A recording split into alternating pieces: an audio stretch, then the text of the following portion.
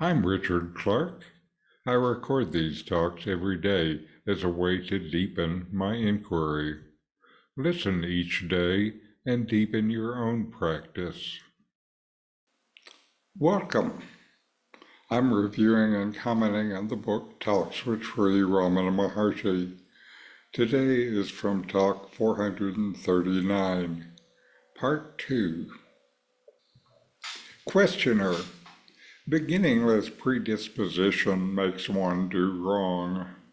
Without jnana, this predisposition cannot vanish. But jnana looks almost impossible. Expiation alone cannot undo all the karma, for how much expiation will be needed? Look where we will. Everything looks difficult, even impossible. Association with the wise seems to be the only cure of all ills.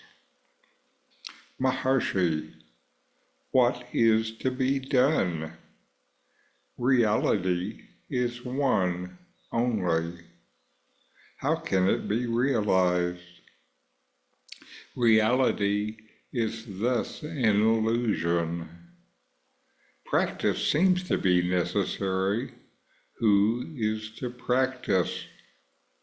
Looking for the doer, the act and the accessories disappear. Moreover, if realization is not present here and now, how can it, newly got, be of any use? What is permanent must be eternally present. Can it be newly got and be permanent also? Realize what is present here and now. The sages did so before and still do that only. Hence they say that it looks as if newly got. Once veiled by ignorance and later revealed, reality looks as if newly released. But it is not new. In this dialogue, the questioner expresses frustration and confusion about the difficulty of attaining jnana, or true knowledge. Jnana, or self-knowledge, is the knowledge that the self is the only reality.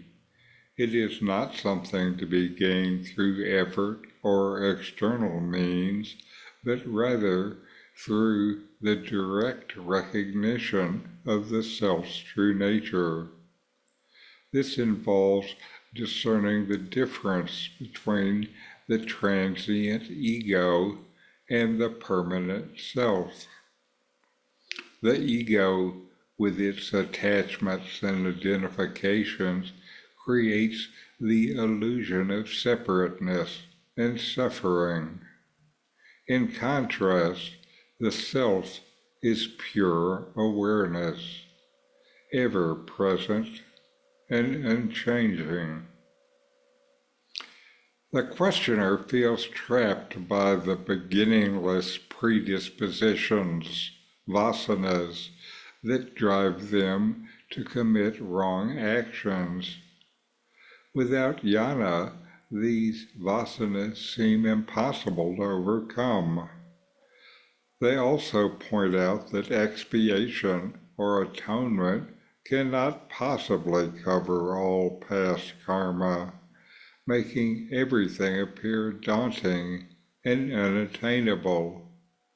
The questioner believes that only association with the wise can offer any hope for relief. Sri Ramana Maharshi's response addresses the essence of these concerns with clarity and directness. He begins by stating, reality is one only. This emphasizes the non-dual nature of existence, where everything is fundamentally one and the same reality. Realization, then, is not about attaining something new, but recognizing what is already present.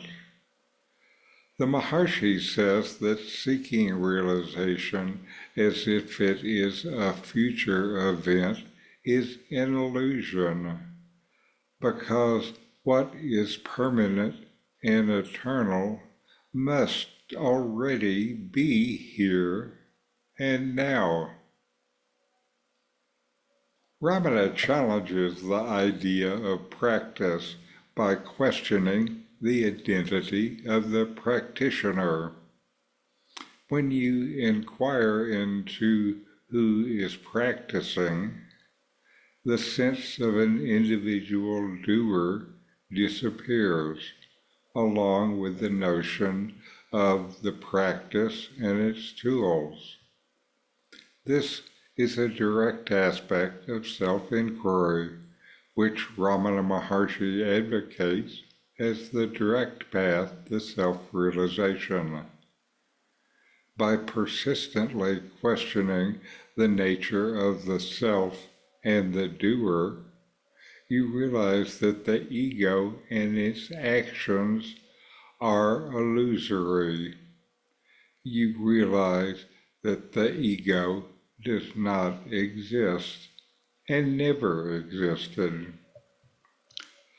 The Maharshi further explains that if realization were not already present, how could it be of any use? Something that is eternal cannot be newly acquired. It must be ever present. The task, then, is to recognize this eternal presence. Sages throughout time have realized this by seeing through the veils of ignorance. Although it might seem that realization is something newly discovered, it's actually just a revelation of what has always been there. Ramana Maharshi's teachings here aims to shift your perspective from seeking something external or future-oriented to understanding and recognizing the eternal reality that is already present within you. The emphasis is on the immediacy and the accessibility of realization, which is not something to be achieved, but something to be uncovered through self-inquiry and the disillusion of the false sense of individuality. So know yourself and be always free and at peace. In 40 verses on reality, Ramana Maharshi explains the nature of the self, the ultimate reality, and self-inquiry. My new book, with my comments and inquiry questions, opens these teachings up and brings them into your practice and experience. Available now from Amazon. Link in the video description. These videos bring Ramana's teachings into your direct experience. Click subscribe to see more. Click thumbs up to like, and send questions and start a dialogue with a comment.